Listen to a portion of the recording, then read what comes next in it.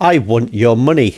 I want you to place a bet on the outcome of this game. So before the game starts, what I want you to do is have a look in your pocket or around your desk or down the side of the sofa and see if you can find yourself £1, $1 or €1.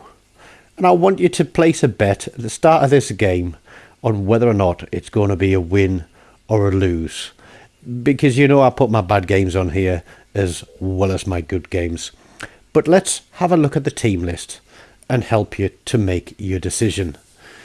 Triple Aki's full division on red team, and we're going to have, well, some potatoes on the blue team. So place your bets right now.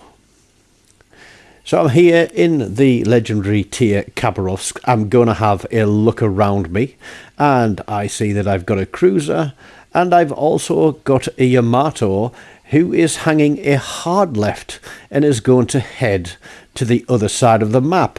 And if you're having a little bit of difficulty thinking about how you're going to place your bet on win or lose, that Yamato is going to finish second from bottom for the team. Yes, I think I know what you're all thinking, and I'm probably thinking the same thing as well.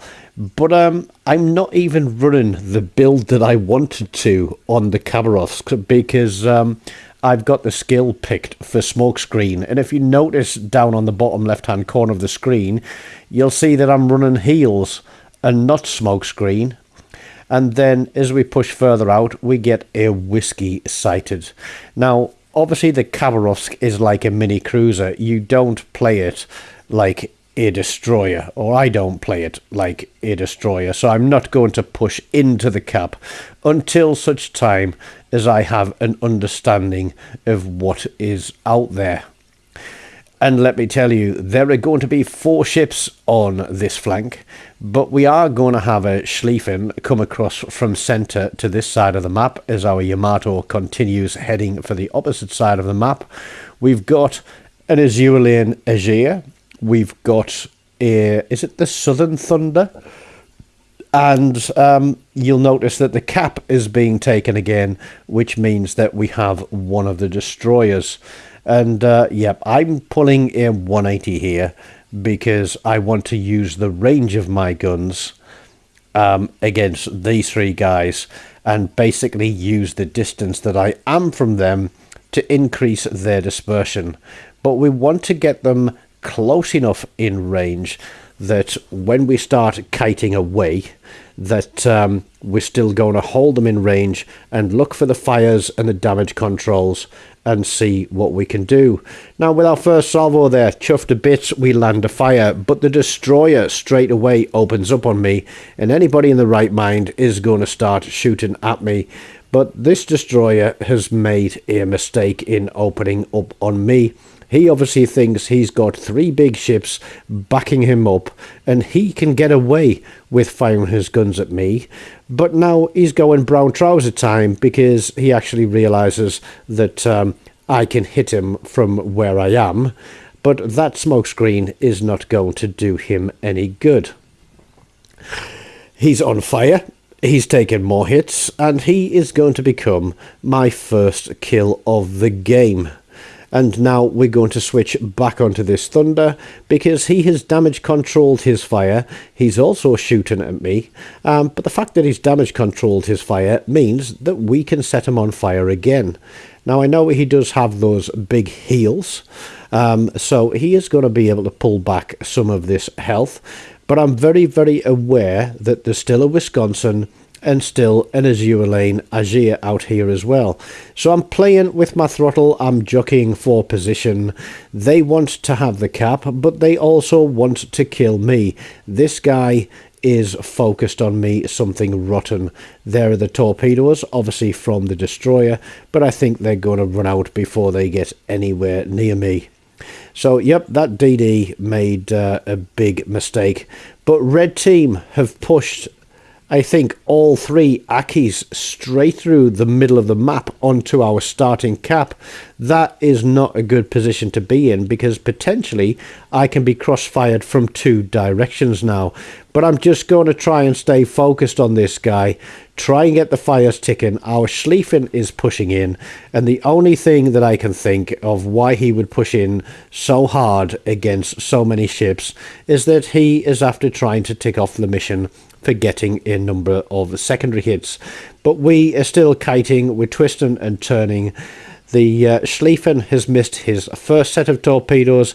He's missed another set of torpedoes. He's getting absolutely wailed on by 3 ships, and I'm trying to do what I can to help this guy out.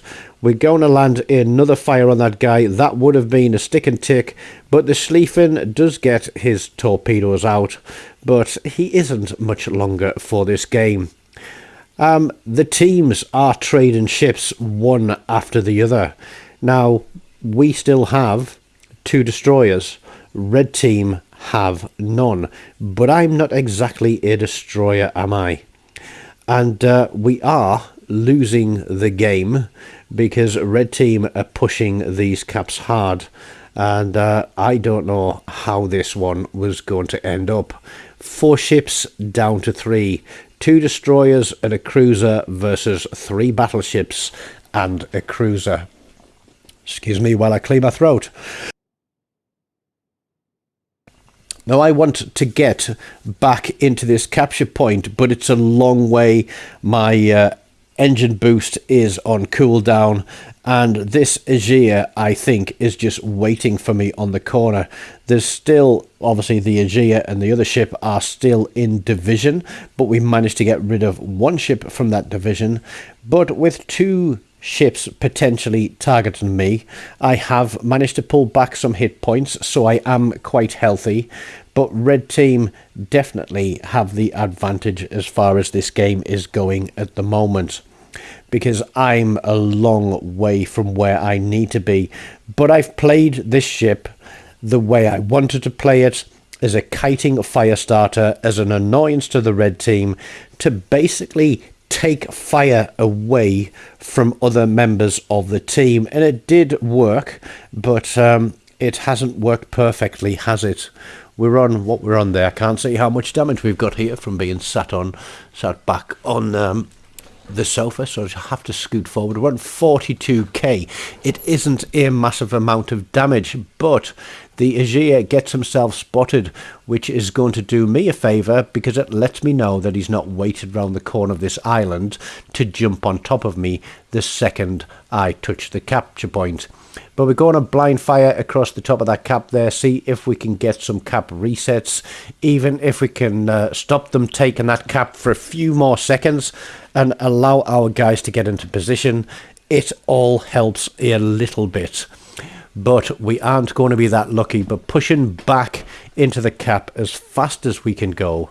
And obviously, the second I touch this cap, they're going to know exactly where I am. Now, I think I'm safe to pop a shot at this Wisconsin here, but in pulling out, obviously, I get myself spotted. But we can try and get a fire on this guy, try and force him into a damage control. There's a Marceau on our team as well, and he's obviously running a very good gun build. That guy's out of range, but look, the Aegea has already turned round. I said I knew where he would be heading for, but I decide that rather than shoot at that battleship out there on the side, I'm going to try and go dark, and that means I'm going to have to push off the cap, because in 41 seconds that Aegea is going to be able to close that gap.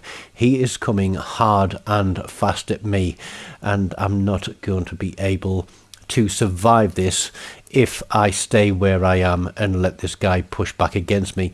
If I had better concealment, I may have considered sitting on that cap a little bit longer. It is still 4 ships play 3. Red team still have the advantage. Red team have got 2 caps. Our Marceau has managed to get in onto a cap, but he's being pushed by, I want to say it's the Wisconsin. It is indeed the Wisconsin, and this Aegea is pushing me. But we're going to get lucky and get a torpedo hit there. Only 2 with 1 flood. That is going to be damage controlled. So you know what that means? We give it a few seconds to count down and get off that damage control. We've got the island here ahead of us, and so we are going to get back onto our HE and try and get a fire on that guy, which we luckily do. Disappearing behind the island, thinking I'm going to be still spotted by the Wisconsin, but I'm lucky enough to drop back to my normal concealment range, and the Marceau is out there, and he is pecking and chipping away at that Wisconsin, but yep, here we go. This is going to hurt. Yes, it did hurt indeed. But all we can do is try and kite away and try and get another fire on this guy and keep the damage ticking away on him, because he is still quite healthy.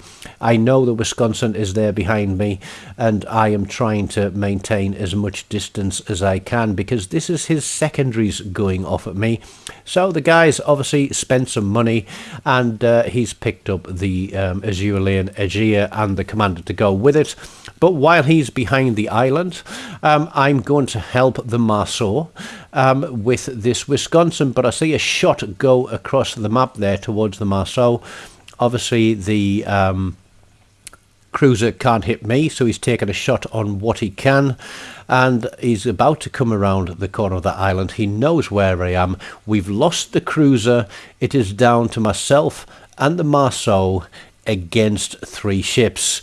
And if you look across there on the right side of the minimap, you will see that red team are flipping another cap.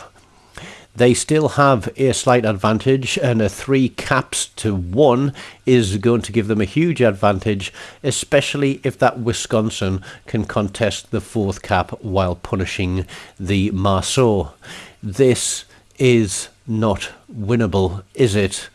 I'm running for my life. I'm playing on the edge of my detectability with this Azurean Aegea.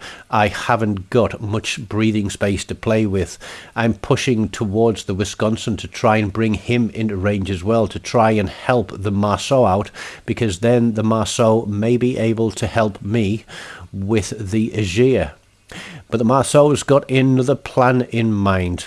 And is it going to be a good plan? Is it going to be a bad plan? Now, there will be, obviously, the super thanks on the corner of this video. So, thinking of the bet that you played at the start, thinking of how the game is going currently, do you want to double your money? Or do you want to play it safe? Because we're going to land a couple of torpedoes on that Aegea. We do get a double flood, and I'm thinking he's flat broadside to me. The Wisconsin has gone out of the game. He ticked down to fires from the Marceau. The Marceau is heading straight across the map to where that Aegea is. It is 2v2, but it's 2 little ships versus 2 very, very big ships. And this Aegea, I think, may have changed his mind about what he wants to do, because he can't citadel for me, but he can take chunks of health off me. You can see his secondary still going at this range, and I'm not scared anymore. I'm tired of running, but I could take a shot from that battleship behind me as I put this turn in. The Marceau is literally climbing through a porthole on that guy to deliver his torpedoes. The Aegea takes a fire. It is ticking away. Is he going to damage control it? The Marceau takes out the battleship, and I take out the Aegea to pull what was, I felt, an almost impossible victory from something that was certain defeat. And I am not the hero in this game. Look at that at the top of the board. The Marceau there pulling nearly 4,500 base XP out of that game. I mean, I didn't do too shabby either, but that game looked lost from the start. And there's our friend in the Yamato. I won't mention any names. Second from bottom. So, Red Blossom, if you do see this, mate, you played an excellent game, and I have no idea how we managed to pull that one back together. And for those of you that bet on that game being a losing game, and doubled your money to being a losing game still, click that super thanks button and donate your money to the channel. All donations are greatly and most warmly received. Until next time, guys, take care of yourselves and goodbye.